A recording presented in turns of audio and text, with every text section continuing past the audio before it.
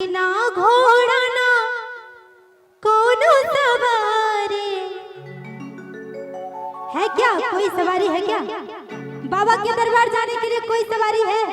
नहीं ना, पैदल ही जाना है ना। तो ये मिलके ताली के साथ कहते हैं कि हाथी ना घोड़ा ना कोनो सवारी, पैदल ही आइबो तोहरे द्वार ए भोलेनाथ,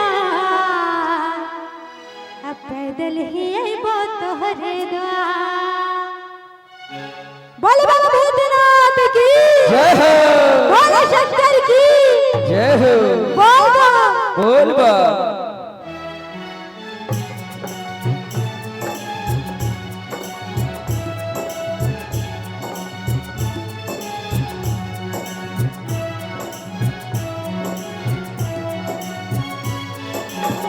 हाथी ना घोड़ा ना कोनो सवारी, हाथी ना घोड़ा ना कोनो सवारी, पैदल ही जाना है ना। दोनों हाथों को उठा के और प्रेम से बोलना, पैदल ही आइबो तोहरे द्वार ओ भोलेनाथ, पैदल ही आइबो तोहरे द्वार।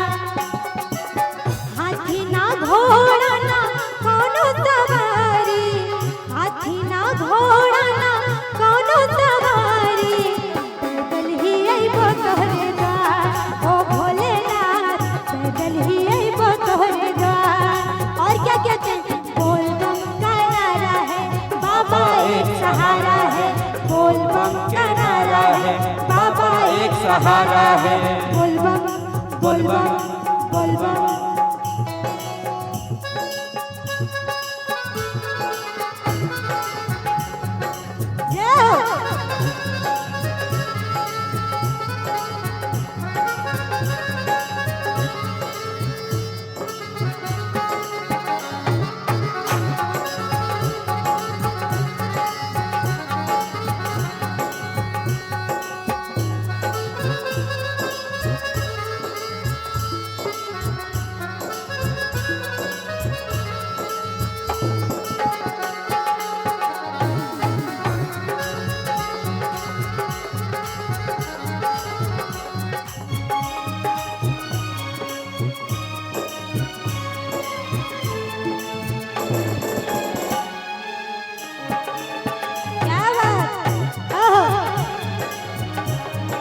मीठी मीठी ताली के साथ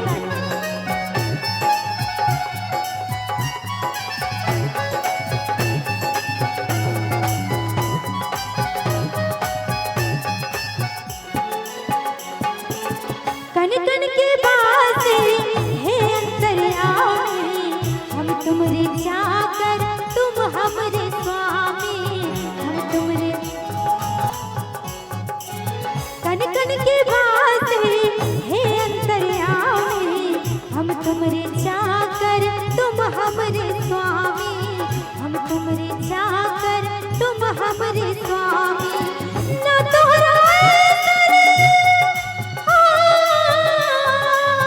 ना तोहरा केहू बिदानी, ना तोहरा ऐसन केहू बिदानी, ना हमरा ऐसन भिखारी ओ भोलेनाथ, ना हमरा ऐसन भिखारी। बोल बम के नारा बा, बाबा एक सहारा बा, बोल बम के नारा बा, बाबा एक सहारा बा। हाथी ना घोड़ा ना कोनो सवारी, हाथी ना घोड़ा ना कोनो सवारी, पैदल ही आइबो तोहरे द्वार ओ भोलेनाथ, पैदल ही आइबो तोहरे द्वार।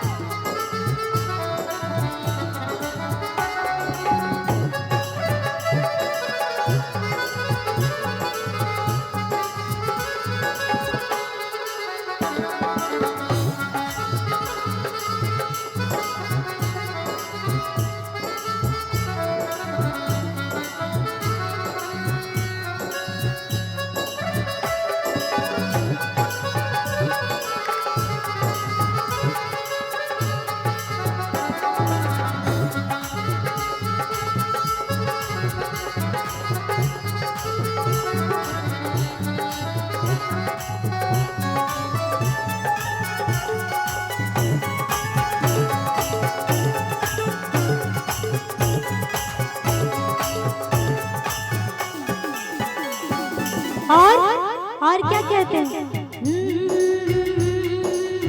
कांटा गड़ेला छाला पड़ेला चल हो पे भी जब पग ना उठेला। कांटा गड़ेला छाला पड़ेला चल हो पे भी जब पग ना उठेला।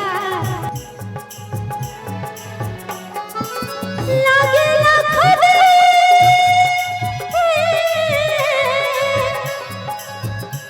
लागेला खुद रहिया चलेला लागेला खुद रहिया चलेला। बाइसन महिमा तिहारी हे भोलेनाथ बाइसन महिमा तिहारी। बोल बम का नारा है बाबा एक सहारा है। बोल बम का नारा है बाबा एक सहारा है। हाथी ना घोड़ा ना कोनो सवारी हाथी ना घोड़ा ना कोनो सवारी। पैदल ही अइबो तोहरे द्वार हे भोलेनाथ पैदल ही अइबो तोहरे द्वार हे भोलेनाथ पैदल ही अइबो तोहरे द्वार हे भोलेनाथ पैदल ही अइबो तोहरे द्वार हे भोलेनाथ पैदल ही अइबो